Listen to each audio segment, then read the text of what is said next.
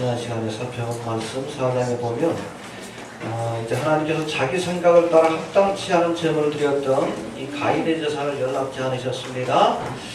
하나님이 원하시는 방법대로 또 하나님이 원하시는 제사를 드려야 합니다. 아멘. 물질만 드리는 것이 아니라 우리가 제사를 드릴 때는 가인과 그 예물은 받지 아니하시고 아벨과 그 제물은 받으셨다고 했어요.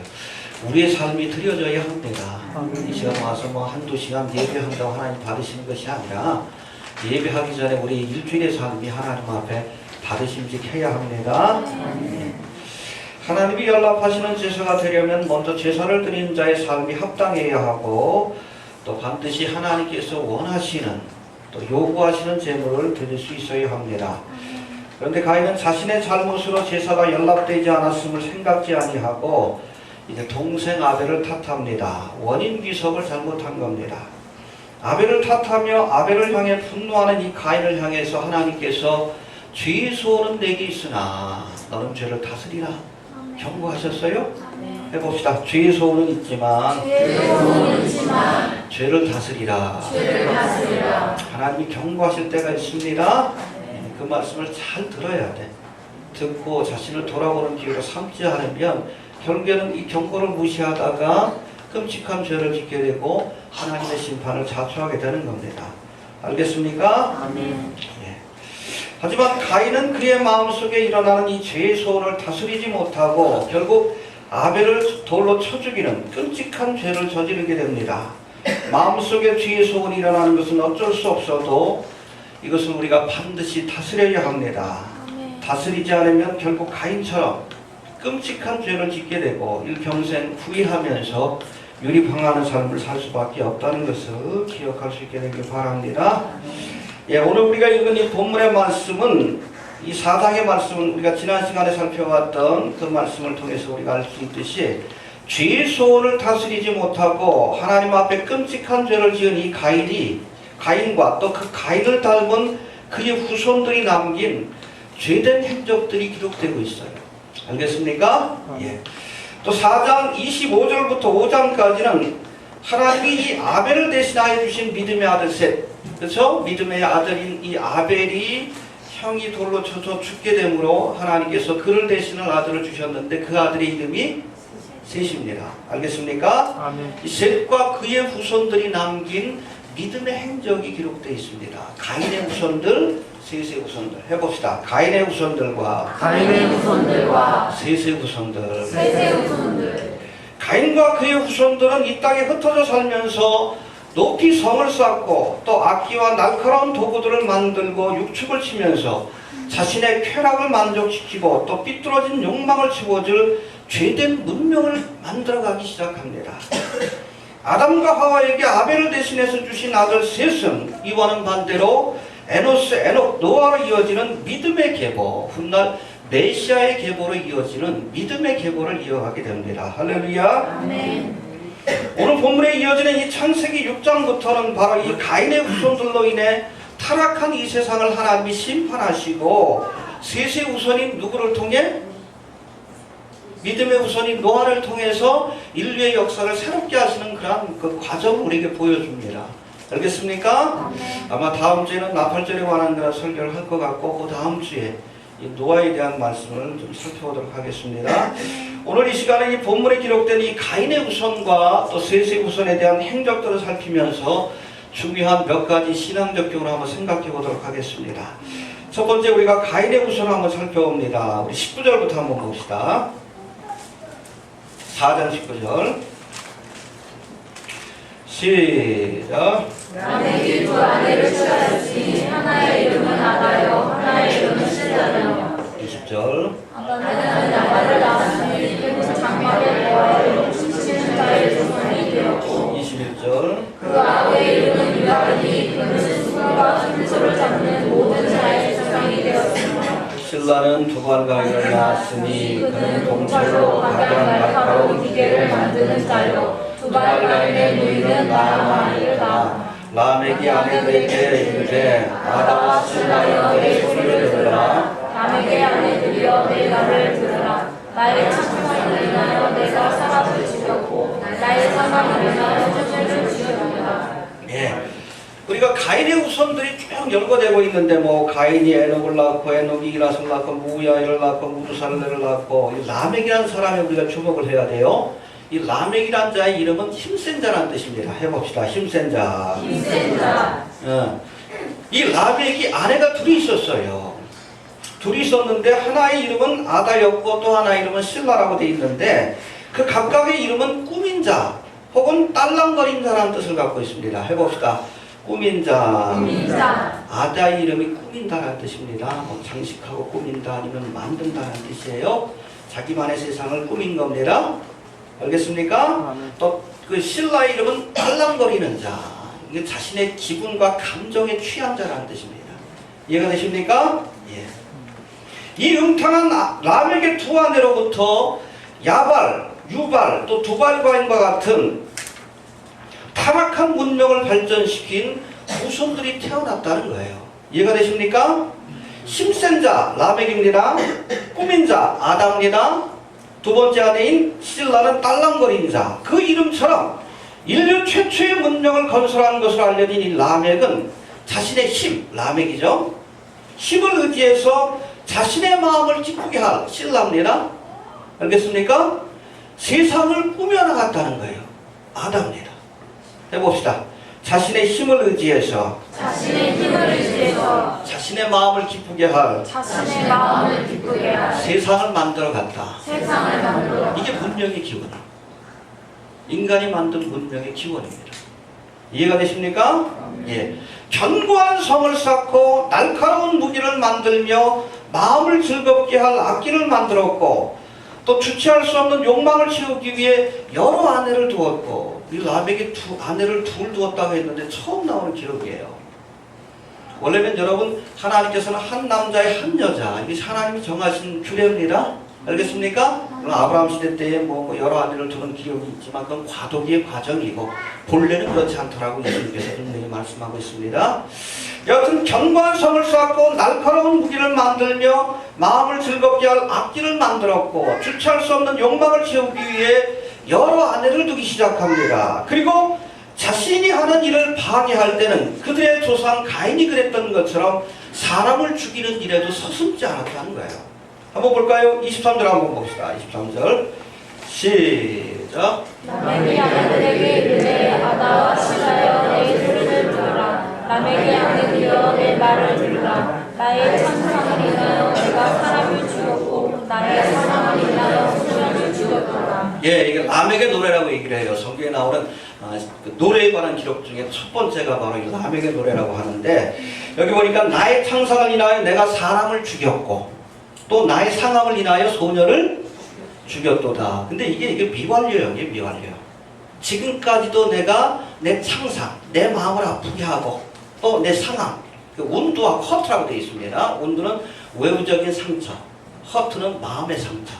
내게 상처를 주는 사람들을 죽여왔고 심지어는 소년들이라도 죽여왔고 앞으로도 그렇게 할 거다. 그런 뜻이에요. 이해가 됩니까? 그래서 뭐라고 합니까? 마지막 24절 시작. 가인을 위하여는 거짓 700일인데 라멕을 위하여는 거짓 77일이로다. 그렇죠. 내게 상처를 주고 또 아픔을 주는 자를 내가 가차없이 죽여버릴 터인데 혹시 나에게 원수를 갖고자 하는 자에게 내가 700을 갚아버릴 것이다. 얼마나 잔혹합니까? 이게 라멕의 문명이에요. 라멕의 문명. 가인의 후손들이 만들어낸 문명입니다. 이게 하나님께서 홍수를 심판하시죠. 이해가 되십니까? 네. 여러분 이 가인 이후 이 땅에 세워진 모든 문명들은 뭐 바벨론 문명이든 헬라 문명이든 그리스 로마 이 뉴월드 오더가 이제 건설이 됩니다. 이 모든 문명들은 인간의 죄된 욕망을 실현하고 또 스스로를 지키는 도구로 이용되어 왔다는 것을 기억할 수 있게 되길 바랍니다. 라멕의 문명이 모든 문명의 그런 그 원형이라고 보시면 돼요. 그 대표적인 것이 바로 창세기 11장에 등장하는 바벨탑의 사건이기도 합니다. 이해가 되십니까? 동생 아벨을 죽이고 유리방황하는 삶을 살던 가인이 스스로를 지켜보겠다라고 에녹이라는 성을 쌓은 것처럼 노아의 홍수 사건 이후 사람들은 시날 평지에 모여서 스스로를 구원해보겠다고 바벨탑을 쌓고 바벨론 문명을 만들어낸 거예요. 견고한 성을 쌓고 높은 탑을 쌓고 그곳에 모여 살면서 마치 라멕과 같이 쾌락을 만족시켜줄 여러 가지 도구들을 만들어냈고 또 악기들을 만들어냈습니다. 여러분, 이 가인의 후손들이 건설했던 이 고대 문명의 모습을 보면 현재 우리가 살고 있는 현대의 문명을 보는 듯한 착각을 느끼게 만든다는 거예요. 거대한 도시와 높은 빌딩에서, 그렇죠? 가인이 만들었던 에녹성과 같은 거대한 도시와 또 바벨탑과 같은 높은 마초를 위해서 살면서 스스로를 즐겁게 할, 알겠습니까? 스포츠와 영화와 음악과 게임과 도박과 술, 마약과 섹스에 찌들어 살면서 이 욕망을 뺏어가려는 자들에게 잔인하게 보복하는 이 현대인의 모습이고 현대 문명의 모습이에요. 어디로부터 비롯됐습니까? 라멕, 가인으로부터 비롯된. 하나님은 그 옛날 이 가인의 후손들이 세운 이 타락하고 죄악된 문명을 심판하시기 위해 홍수로 하나님께서 저들을 멸하셨어요. 노아의 시대 때.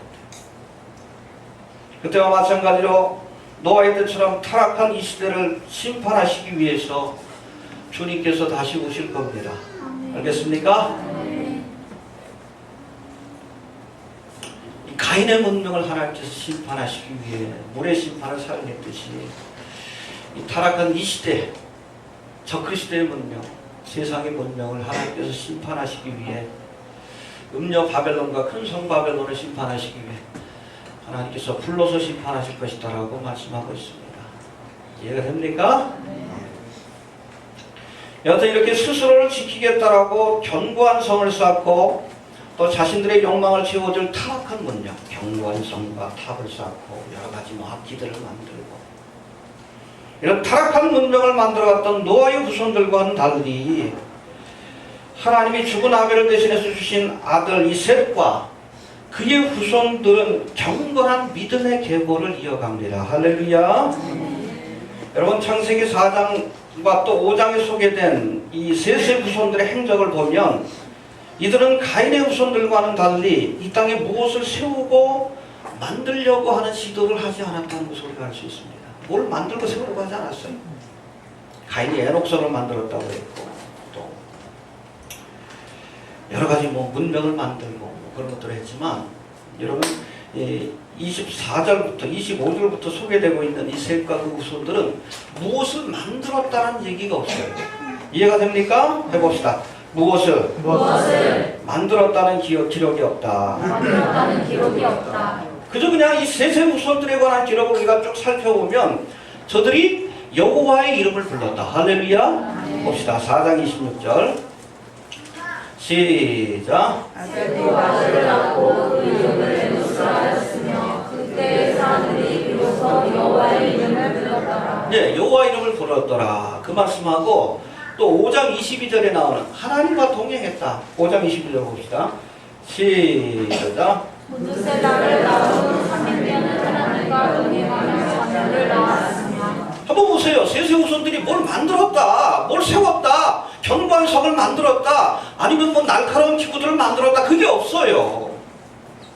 그게 뭐예요? 이 땅에 대한 미련 욕심이 없다는 거예요. 셋의 후손들에 관한 기록을 보면 그저 이들이 여호와 이름을 불렀다, 하나님과 동행했다, 이런 말씀만 등장합니다. 이 땅에 무엇을 쌓기보다는 하나님의 나라를 사모하며 날마다 주의 이름을 부르면서 하나님과 동행하는 삶을 살았던 거예요. 이 땅에 대한 미련 욕심이 없기 때문에 무엇을 남기고 쌓으려고 하지 않았습니다. 우리가 그래야 돼요.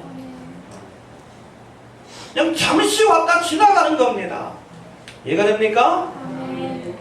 세상은 장망성이라고 했어요. 장차 망하기로 작정된 도성이라고 말씀했고 잠시 왔다가 지나가는 거예요. 여기에 뭘 쌓고 이 땅에서 무슨 쾌락을 누리고 여러분 그러다가 죄짓고 멸망하기를 가는 겁니다. 셋의 후손들은 세상에 대한 미련이 없어서 뭘 남기려고 하지 않았어요. 성을 남기고 탑을 남기고 자신의 이름을 남기려고 하지 않았습니다. 그저 여호와 이름을 부르고 하나님과 동행하는 삶을 살았더라. 할렐루야. 네. 여러분 셋의 후손이 되시길 바랍니다. 이 땅에서 출세해서 부귀영, 돈, 명예, 권세 헛된 것을 남길 생각하지 마셔요.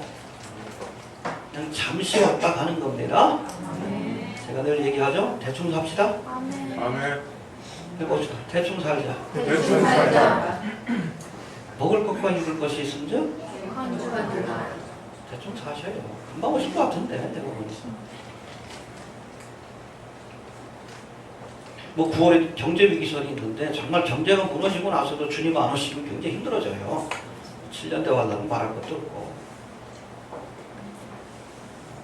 굉장히 힘들어집니다. 모든 사람들이 힘들어져요. 국가부도 사태까지 가게 될 텐데.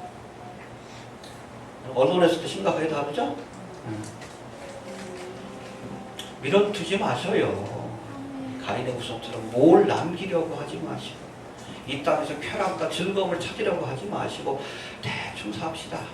여호와 이름을 부르고 여호와 통행하면서 할렐루야. 두드러기 차이가 나죠? 가인의 후손은 이 땅에 뭔가를 세우려고 했어요. 네, 이 땅의 삶이 전부라고 착각도 있습니다. 셋의 후손들은 아무것도 남기지 않았어요. 문명의 흔적이 없습니다. 대충 살다 대충 갔어요. 하나님의 이름을 부르면서. 그럴 수 있게 되길 바랍니다. 예, 이런 셋의 후손들 가운데 죽음을 맛보지 않고 들림받았던 에녹이 있었던 것이고 할렐루야. 홍수의 심판에서 인류를 구원한 노아가 있었다는 것을 기억할 수 있게 되길 바랍니다. 예. 이전에 이 구체적으로 셋과 그의 후손들에 대해서 좀 한번 살펴보도록 하겠습니다. 먼저 셋이라는 사람에 대해서 한번 살펴봅시다. 4장 25절 26절 봅시다. 시작.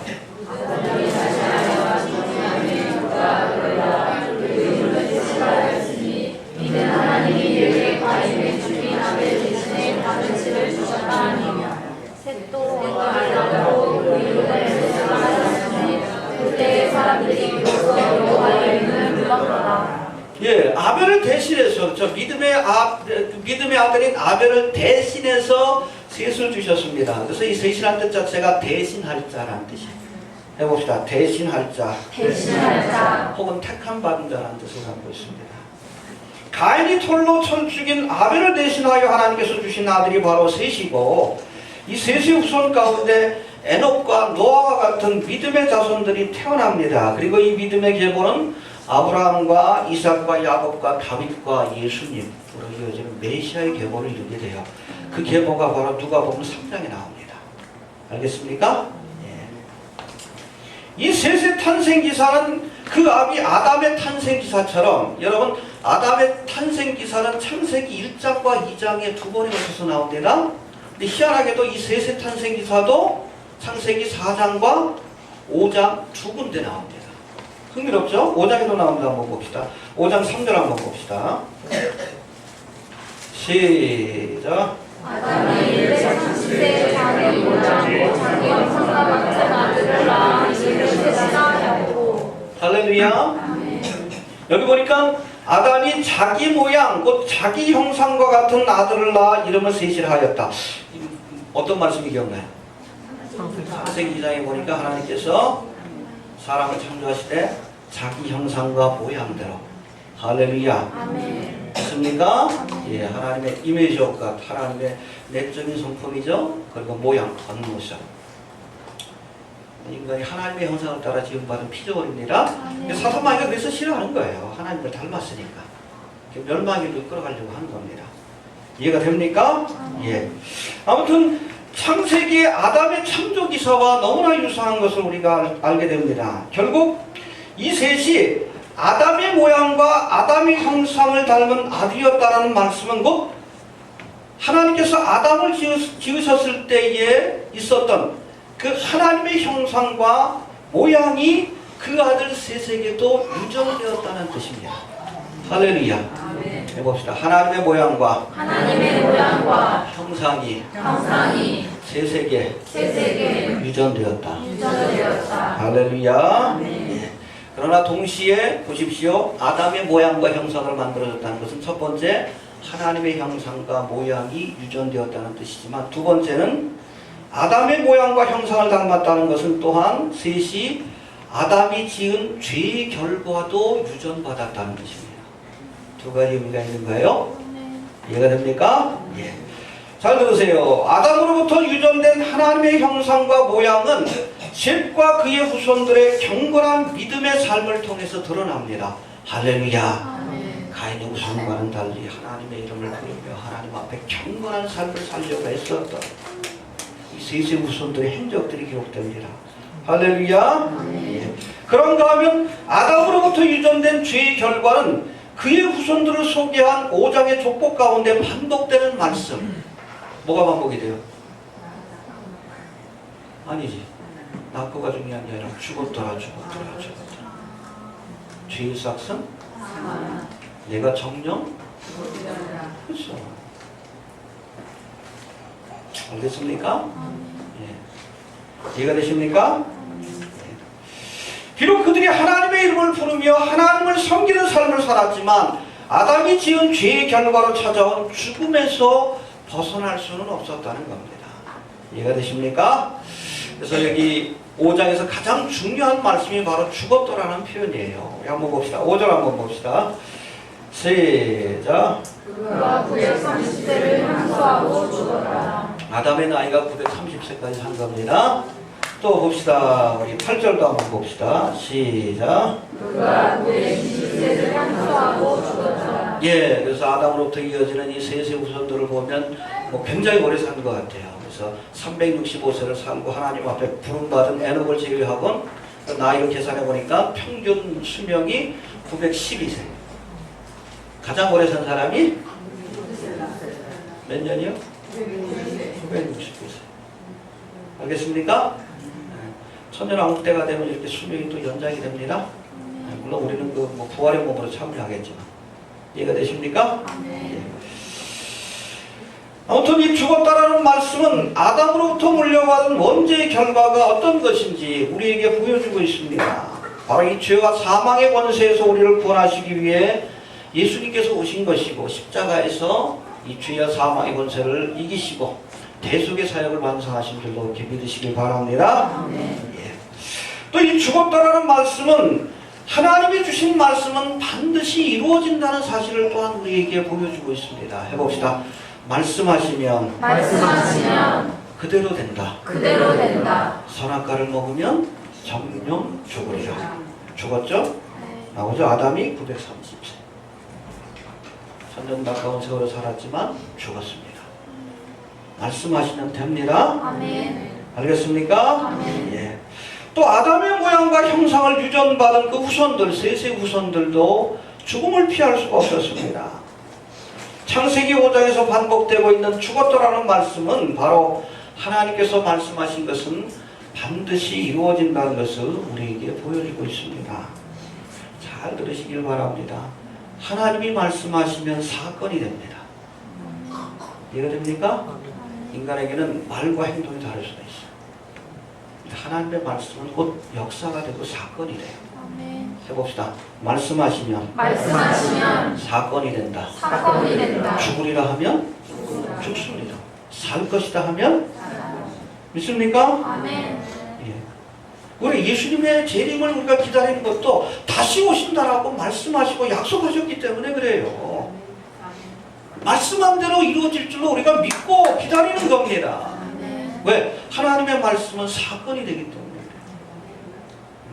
하나님의 말씀이 1.1획도 사라지지 않고 다 이루어질 것이다라고 말씀하고 있고 우리가 성경의 예언들에 대해서 살필 때도 그런 믿음을 갖고 살펴봐야 돼. 그걸 믿지 못하니까 자꾸 비유적으로 상징적으로 해석을 하지. 믿음이 없는 거예요. 말씀하시면 하나님이 말씀하시면 역사가 된다는 사실, 하나님은 말씀하신 것은 반드시 이룬다는 사실을 우리가 믿지 못하니까 자꾸 성경에 있는 예언들도 상징적으로 비유적으로 해석하는 거지. 믿을 만한 믿음이 없으니까. 그러나 죽으리라 하시면 죽어요. 살 것이라 하시면 삽니다. 말씀은 곧 사건이에요. 이처럼 아담으로부터 죄의 모양과 형상을 유전받은 그의 후손들에게도 죽음은 피해갈 수 없는 숙명이었습니다. 그런데 이 창세기 5장에 소개된 이 셋의 후손들 가운데 유일하게도 죽음을 맛보지 않고 들림받은 특별한 사람이 등장합니다. 누굽니까? 에녹. 할렐루야. 아멘. 예. 24절 한번 봅시다. 24절. 시작. 에녹이 하나님과 동행하더니 하나님이 그를 데려가심으로 세상에 있지 아니하였더라. 예. 이 땅의 삶이 하나님과 동행하다 죽음을 맛보지 않고 들림받은 이 에녹. 이 사건이 바로 휴거를 예표하는 사건이에요. 또 똑같은 일들이 지금 일어나게 됩니다. 예, 에녹처럼 세상과 분리되어 정말 우리가 하나님과 늘 동행하면서 믿음으로 사는 자를 하나님께서 데려가실 줄 노력해 믿습니다. 홍수의 심판이 있기 전에 데려가셨어요. 이 땅에 7년 동안이 있기 전에 데려가시는 것이 성경적인 거예요. 성경은 환난전 휴거를 지지합니다. 명백한 말씀도 있지만 우리가 신구약의 말씀을 봐봐요. 그렇죠? 홍수의 심판이 있기 전에 에녹을 데려가셨어. 또 홍수의 심판이 있을 때 그렇죠? 노아와 그의 가족들을 지켜주셨어요. 이건 이스라엘 백성들을 지켜주실 것을 예표하는 사건이에요. 소돔성을 심판할 때도 롯과 그의 가족들을 하나님께서 소활성으로 피신시켰습니다. 그리고 나서 뭐라고 합니까? 야 빨리 피해라 그렇잖아요. 하나님 심판을 내릴 수 없다. 성도들을 안전한 곳으로 데려가시고 그리고선 심판하시는 것이 하나님이 역사하시는 방법이에요. 환난전 휴거를 지지합니다. 왜 엉뚱한 소리들 하는지 모르겠어요. 성경을 자꾸 한 부분만 가지고 매달리니까 그래. 근거도 없는 건데. 통전적으로 봐야 돼요. 전체적인 시각에서. 여러분 신구약의 말씀을 제대로 이해하지 못하고 요한계시록을 제대로 풀 수가 없어요. 창세기로부터 여러분 유다서까지 그 말씀을 제대로 이해하지 못하면 요한계시록의 말씀을 이해할 수가 없어요. 자꾸 그것만 가지고 보니까. 하나님이 역사하시는 방법을 우리가 보여주고 있잖아요. 하나님께서 데려가시고 심판하시잖아. 야, 엉뚱한 소리를 해. 왜 환난 통과서. 또 장로교에서 자꾸 그러는데 여러분 장로교 우리나라만 교단이 크지 아마 전 세계에서 장로교단이 제일 큰 게 우리나라로 알고 있어요. 장로교인 가운데 전 세계 장로교인 가운데 30%인가 40%인가 우리 한국이니까. 근데 자꾸 대체신학의 영향을 받아가지고 성경의 예언도 자꾸 상징적으로 풀어. 환난 통과설이 나오는 거지.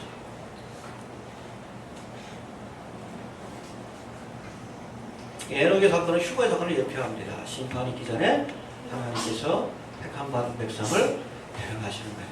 믿습니까? 아멘. 그렇다면 에녹에게 어떤 특별한 믿음이 있었기에 죽었더라라고 끝나는 이 창세기 5장의 역사에서 유일하게도 죽음을 맛보지 않고 들림받을 수 있었던 것일까? 우리가 방금 살펴본 24절의 말씀에 보면 그 이유를 이렇게 설명합니다. 에녹이 하나님과 동행하다. 해봅시다. 에녹이 하나님과 동행하더니 에녹이 300년 동안 하나님과 동행하는 삶을 살다가 어느 날 죽음을 맛보지 않고 하나님이 데려가시는 휴거죠? 하나님의 처소로 데려가시는 은혜를 경험하게 되었다고 말씀하고 있습니다. 지금 이 마지막 때임을 깨달은 많은 성도들이 어떻게 하면 휴거의 사건에 참여할 수 있느냐라고 간혹 묻습니다. 그때마다 제가 드리는 대답이 바로 이 말씀이에요. 하나님과 동행하십시오. 아멘. 알겠습니까? 아멘. 에녹처럼 언제나 하나님과 동행하는 삶을 사는 자는 그날과 그 시가 언제일지 모르지만 이 땅에서 환난과 심판이 시작되기 전에 데려가 주시는 휴거의 은혜를 경험하게 될 줄 믿습니다. 아멘. 알겠습니까? 아멘. 그래서 우리가 어떻게 해야 하나님과 동행할 수 있는가? 두 가지예요. 두 가지. 첫 번째, 하나님은 거룩하신 분이기 때문에 우리가 거룩하지 않으면 하나님과 동행할 수 없습니다. 성막을 연구하셨죠? 우리가 하나님을 아련하기 위해서는 반드시 거쳐야 돼요. 번제단을 통해서 우리 죄를 씻고, 그리고 우리가 물두멍에서 손과 발을 씻고, 그리고 비로소 성소와 지성소로 들어가 하나님을 만날 수 있는 거예요. 내가 거룩하니 너희도 거룩하라. 거룩하지 않으면 하나님과 동행할 수 없습니다. 거룩하게 사십시오. 제가 늘 얘기하죠. 이 땅에 사는 그리스도인들의 삶의 목표는 출세가 아니에요. 삼박자 축복이 아니에요. 높아지는 게 아니에요. 그러니까 큰 가치도 없어. 헛되는 거예요. 어떻게 하면 내가 거룩하게 살 수 있을까? 내가 거룩하니? 이게 하나님의 성품 아니에요. 신의 성품에 참여하는 자. 하나님의 거룩한 성품. 그래야 하나님이 함께 하십니다. 거룩할 수 있게 되길 바랍니다. 예. 두 번째로 믿음으로 사는 자가 하나님과 동행할 수 있습니다. 첫 번째는 거룩한 자. 두 번째 믿음으로 사는 자. 히브리서 우리가 11장을 그 믿음장이라고 하는데 거기에 보면 에녹의 행적을 기록한 11장 5절과 6절의 말씀이 있는데 오늘 본문 에녹이 하나님과 동행하더니 라는 말씀을 히브리서에서는 에녹이 하나님을 기쁘시게 했다는 표현으로 바꾸어 놓습니다. 해봅시다. 에녹이 하나님을 기쁘시게 하더니 하나님이 저를 데려가시며 이 땅에 있지 아니하더라. 할렐루야. 하나님을 기쁘시게 하는 삶을 하나님과 동행하는 삶으로 그렇게 표현하고 있습니다. 믿습니까? 그런데 하나님을 기쁘시게 했다는 말씀에 이어지는 5절에 이어지는 히브리서 11장 6절의 말씀을 보면 믿음이 없이는 기쁘시게 못한다 라고 말씀하고 있습니다. 이해가 됩니까? 잘 들으세요. 결론적으로 말하면 우리가 하나님 앞에서 믿음으로 사는 것이 곧 하나님을 기쁘시게 하는 것이고 이것이 곧 하나님과 동행하는 삶입니다. 믿음으로 사는 자와 함께 하십니다. 알겠습니까? 내 생각대로 내 고집대로 살지 말고 믿음대로 사세요. 나를 의지하지 말고 또 세상을 의지하지 말고 날마다 하나님을 의지하는 믿음으로 살아가시길 바랍니다. 그래서 날마다 믿음으로 사는 자가 거룩한 행실과 믿음으로 사는 자가 이 마지막 때에 죽음을 맛보지 않고 들림받는 그 은혜를 경험하게 될 줄로 그렇게 믿습니다. 하나님과 동행하십시오. 네, 동행하기 위해서는 거룩해야 하고 하나님과 동행하는 삶은 곧 믿음으로 사는 삶이에요. 그럴 수 있게 되길 바랍니다. 그런데 이 에녹에 관한 기사를 소개하면서 우리 21절부터 24절까지의 말씀을 보면 에녹이 처음부터 하나님과 동행하는 삶을 산 것 같지는 않아요. 한번 볼까요? 21절부터 시작. 에녹은 65세에 무드셀라를 낳고 무드셀라를 낳은 후 300년 하나님과 동행하며 자녀를 낳았습니다. 예, 무드셀라를 몇 세에 낳습니까? 65세에 낳았는데 무드셀라를 낳고 300년 동안, 그러니까 무드셀라를 낳기 전에 하나님과 동행했다는 기록이 없어요. 일반인들처럼 그냥 그렇게 대충 살았던 것 같아요. 그러나 이 무드셀라를 낳을 때에 특별한 하나님의 계시가 있었던 것 같습니다. 할렐루야. 아마 에녹서에 나오는 걸로 제가 알고 있는데 외경에. 여하튼 무드셀라를 낳을 때에 특별한 신앙적 사건을 경험했고 이때부터 정신을 차리고 하나님 앞에 하나님과 늘 동행하는 삶을 살기 위해 했었다는 겁니다. 할렐루야. 그래서 에녹이 경험했던 이 특별한 사건이 무엇일까? 이 무드셀라라는 이름 자체에서 그 단서를 찾을 수 있다는 거예요. 무드셀라는 이름의 뜻이 뭡니까? 그건 의역이고 직역을 하면 창을 던지는 자라는 뜻이에요. 해봅시다. 창을 던지는 자. 예, 근데 이 고대 역사에서 마을 간에 전쟁이 일어나게 되면 맨 뒤에서 창을 던지는 사람이 굉장히 중요한 역할을 합니다. 알겠습니까? 이 현대전의 포병과 같아요. 이 창을 던지는 자가 전투의 흐름을 바꾸는 아주 중요한 역할을 합니다. 맨 뒤에서 지원 사격을 하는 거예요. 이해가 됩니까? 싸움이 치열해져가지고 마을 간에 싸움이 치열해져가지고 이제 맨 뒤에서 창을 던지는 자까지 숨지게 되면 결국 그 전쟁에서 패하고 마을은 재앙이 닥치게 되는 거예요. 마지막 보루라는 뜻입니다. 이 창을 던지는 자까지 죽으면 재앙이 많은 거예요. 알겠습니까? 무드셀라, 창을 던지는 자, 그 이름의 뜻은 뭐예요? 그가 죽으면 재앙이 닥칠 것이다. 이해가 되시죠? 마지막 보루예요. 전쟁의 후반, 포병부대입니다. 여기까지 무너지면 끝이에요. 무드셀라가 죽으면, 네 아들이 죽으면 세상에 심판이 닥칠 것이다. 그때부터 정신 차리고 하나님과 동행합니다. 우리 식으로 따지면 종말에 대한 복음을 깨닫고 주님 오실 날이 가깝다는 걸 깨닫고 그때부터 하나님과 동행하는 삶을 살다가 죽음을 맛보지 않고 들린 거예요. 그 은혜를 경험한 겁니다. 할렐루야. 뭐 죽이신 뭐 카페에서 뭐또 전현성 목사께서 그 얘기가 나오는데 이 죽이신 카페에서 그 어떻게 보면 좀 그 신앙적인 그 가이드라인을 그 제시하시는 미국의 박마이클 목사님이 계셔요. 근데 이분이 젊었을 때부터 신학을 한 게 아니라 뭐 단위 선교 사건 있을 때도 미국에서 그냥 평범한 예수를 안 믿는 그런 뭐 사람이었다고 하더라고요. 근데 이분이 뭐 이렇게 좀 자료들 나사에서 일하시다 보니까 서울문대 나오고 나사에서 일하다 보니까 자료들을 대하다 보니까는 뭐 일루미나티에 대해서도 알게 되고 성경에 대해서도 알게 되고 지금 마지막 때라는 것을 깨닫고 예수를 믿고 목사까지 됐어요. 할렐루야. 에녹입니다. 에녹이에요. 종말의 때가 임한다는 사실을 깨닫고 그때부터 정신을 차린 거예요. 300년 동안 하나님, 이 아들이 죽으면 하나님 심판하시는데. 이게 올 때는 우리가 순서가 있지만 갈 때는 순서가 없잖아. 먼저 갈 수 있잖아. 내 자식이지만. 그때부터 정신을 차린 거예요. 그래서 300년 동안 온전히 하나님을 믿고 하나님을 순종하는 삶을 살다가 어느 하나님께서 저를 데려가신 거예요. 할렐루야. 그래서 여러분 교회가 건전해지기 위해서도 종말의 복음이 필요해요. 초대교회의 여러분 메시지 가운데 가장 핵심이 바로 여러분 종말이었습니다. 그 얘기 알아? 천국이 가까이. 초대교회를 종말론적 공동체라고 얘기를 했어요. 심지어 만나서 인사할 때마다 뭐라고 인사했어? 마라나타. 마라나타. 빨리 주님 오십시오. 지금 종말 얘기하면 자꾸 기존교회에서 이단시하지. 여러분 초대교회 기준에서 따지면 지금 교회가 타락한 교회고 이단이에요. 아멘.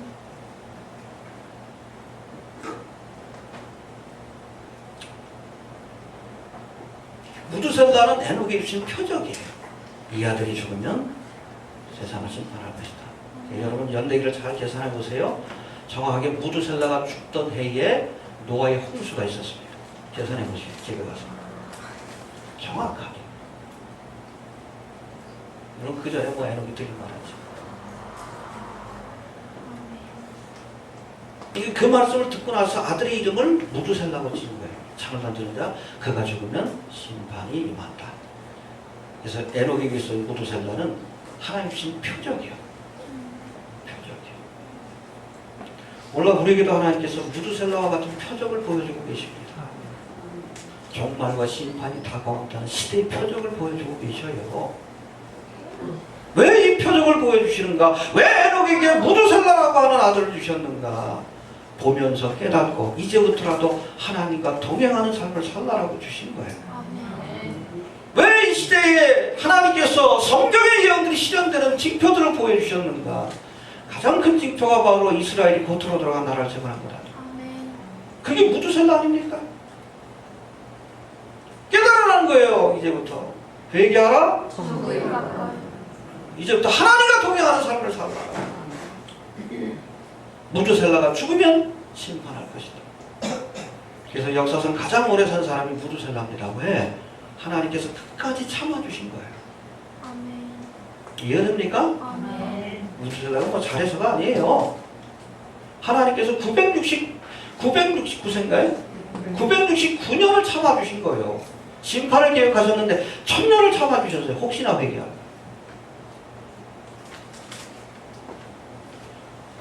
그 도저히 용납이 안 되니까 하나님이 심판하신 거예요. 지금도 오래 참고 계십니다.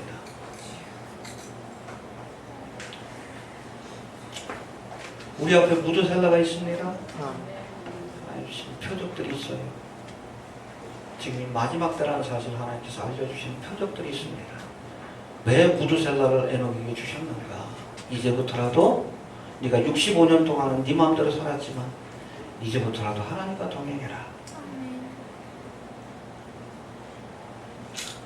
그럴 수 있게 되길 바랍니다. 네. 정리합니다. 가인의 후손들은 하나님을 떠나 이 땅에 하나님을 대적하는 성과대를 쌓고 죄된 욕망을 쫓아 죄악된 문명을 만들었습니다. 모든 문명의 또 세상 나라의 그 시초가 바로 이 가인의 후손 라멕으로부터 비롯되고 있는 거예요. 알겠습니까? 하지만 아벨을 대신해서 얻은 이 셋과 그의 후손들은 죄악된 세상 가운데 살면서도 하나님의 이름을 부르며 이 땅이 아니라 하나님의 나라를 사모하면서 살아갔습니다. 할렐루야. 아멘. 뭘 세우려고 하지 않았어요? 성을 쌓거나 탑을 쌓거나 이 땅에 뭐 쾌락을 위해서 뭘 만들거나 그러지 않았습니다. 대충 살다 대충 간 거예요. 이해가 됩니까? 그들 가운데 300년 동안 하나님과 동행하는 삶을 살다가 죽음을 맛보지 않고 들림받았던 에녹이 있었고, 홍수의 심판에서 인류를 구원하는 사명을 맡았던 노아가 있었음을 기억할 수 있게 되길 바랍니다. 여러분, 지금은 가인의 후손들이 지배하는 죄악이 반영한 시대입니다. 알겠습니까? 하지만 우리는 여호와 이름을 부르며 하나님과 동행하는 삶을 살다가 죽음을 맛보지 않고 들림받았던 이스라엘의 후손처럼 에녹과 같이, 비록 가인의 시대, 가인의 후손들이 지배하는 시대를 할지라도 에녹과 같은 믿음으로 하나님과 동행하시다가 하나님 앞에 부름받는 성도들이 좀 되시길 바랍니다. 아멘. 알겠습니까? 아멘. 예, 주신 말씀 붙들고 잠깐 기도합니다.